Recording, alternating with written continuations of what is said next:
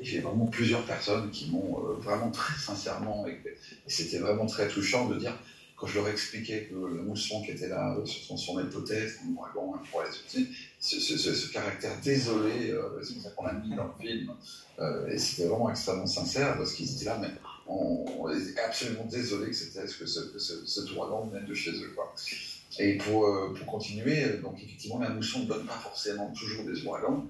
Ce qu'on appelle la cyclogénèse, le phénomène du départ de l'ouragan, qui est encore pas scientifiquement très bien maîtrisé. On ne sait pas encore exactement qu'est-ce qui fait qu'un ouragan n'est pas un grand orage, parce qu'un orage est différent d'un système d'un ouragan. Un ouragan, il est autonome. On peut quasiment le considérer que c'est comme un mécanisme vivant, parce qu'il s'auto-alimente, il s'auto-construit jusqu'à sa mort. Et le départ de sa naissance, on ne sait pas encore exactement. On sait qu'il faut de l'eau chaude, on sait que ça se passe un peu au large du Cap-Vert, un peu plus à l'ouest, mais on ne sait pas encore exactement qu'est-ce qui produit le départ. Et on pense que c'est une chimie entre la surface de l'eau et l'air, mais on travaille encore là-dessus. Donc c'est pour ça que la prédiction de la cyclogénèse au début n'est pas évidente. Aujourd'hui, en termes de météorologie, sinon sur les trajectoires, les intensifications, il y a toujours des erreurs, mais globalement, on a quand même une science qui est très avancée et auquel on peut quand même se poser. Et pour répondre à votre question, est-ce qu'on était suicidaire? C'est un peu, pas complètement, j'espère. C'est parce que, non, bon, après, moi j'ai fait beaucoup d'images extérieures et la pratique du cinéma animalier m'a habitué à des climats. J'ai travaillé en Antarctique, dans plusieurs endroits. Donc, on a quand même l'habitude d'être dehors. Mais c'est vrai que les ouragans nous exposent quand même à du vent, de la pluie, des choses qui sont ramassées par le vent. Mais de manière générale, on était quand même une petite équipe et attentif. On n'était pas à l'abri d'avoir un risque, mais je dirais qu'on restait pour faire de l'image et parler de la stabilité des images. Une, c'est que la caméra fait 40 kg et qu'on était deux à la tenir sur un pied qui fait 25 kg, donc déjà ça bloquait bien.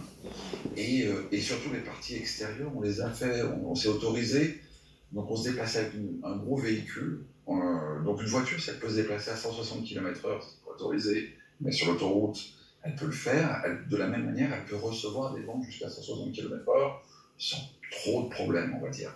Et donc nous, on s'autorisait à sortir de la voiture avec un maximum de 150-160 km/h de vent. Quand vous sortez, vous ne pouvez pas communiquer, vous ne pouvez pas respirer. Il faut bien vous mettre sous le vent parce que sinon vous ne pouvez plus respirer. Donc ça limitait les temps de tournage, évidemment.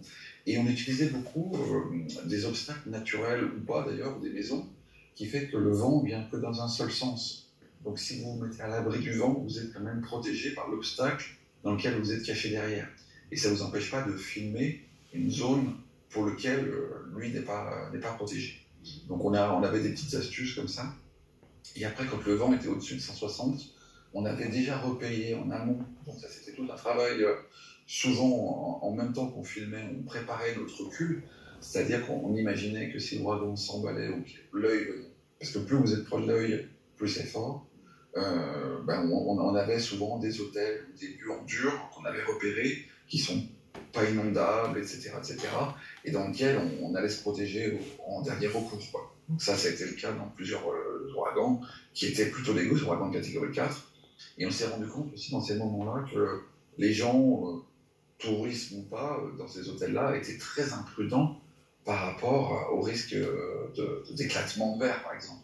Les gens regardaient très facilement l'extérieur à travers les vitres, et c'est un enjeu assez important parce que les vitres volent en éclats assez facilement, et des blessures peuvent être comme ça. Donc c'est vrai qu'il y a toute une conscience à avoir, et je pense que quand on a une conscience, on n'échappe pas à toutes les problématiques potentielles, mais on en évite quand même pas mal, quoi. Donc voilà.